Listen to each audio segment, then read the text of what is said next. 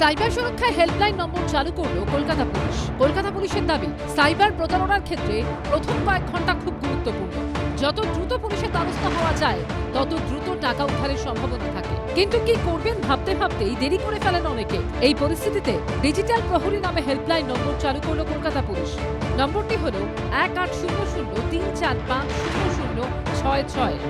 কলকাতার রাস্তাঘাটের নিরাপত্তাই শুধু জরুরি নয়, মানুষের ডিজিটাল নিরাপত্তাও আজকের দিনে দাঁড়িয়ে অত্যন্ত জরুরি। সেই বিষয়টি মাথায় রেখে আজকে আপনারা দেখলেন কলকাতা পুলিশের সাইবার ক্রাইম ব্রাঞ্চের তরফে একটি বিশেষ হেল্পলাইন, ডিজিটাল ফ্রড হেল্পলাইন, যার নাম আমরা দিয়েছি ডিজিটাল প্রহরী, সেটা উদ্বোধন হলো। এটা টোল ফ্রি নাম্বার 1800-345-666। কেউ যখন প্রতারিত হচ্ছেন, কয়েক মিনিটের মধ্যে যারা প্রতারক তারা একাধিক ভুয়ো অ্যাকাউন্ট বা মিউল অ্যাকাউন্টের মাধ্যমে টাকাটা সরিয়ে ফেলে।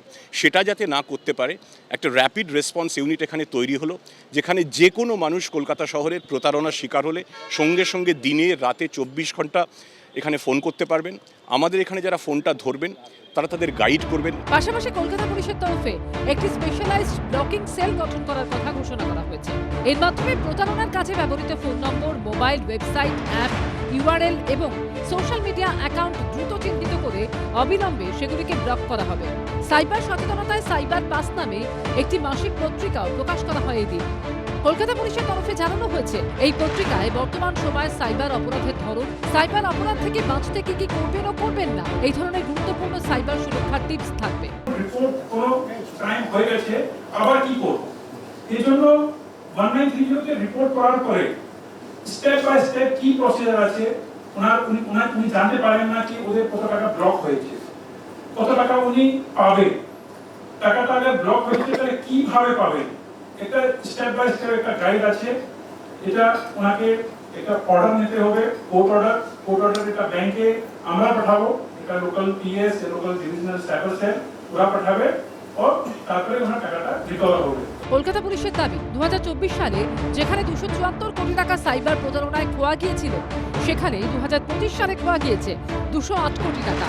2024 সালে খোয়া যাওয়া টাকার মধ্যে 10% উদ্ধার করা সম্ভব হয়েছিল। 2025 সালে উদ্ধার করা গিয়েছে 18% টাকা, অর্থাৎ বেড়েছে। ময়ূর ঠাকুর চক্রবর্তী রিপোর্ট, এবিপি আনন্দ, কলকাতা। এবিপি আনন্দ, এগিয়ে থাকে, এগিয়ে রাখে।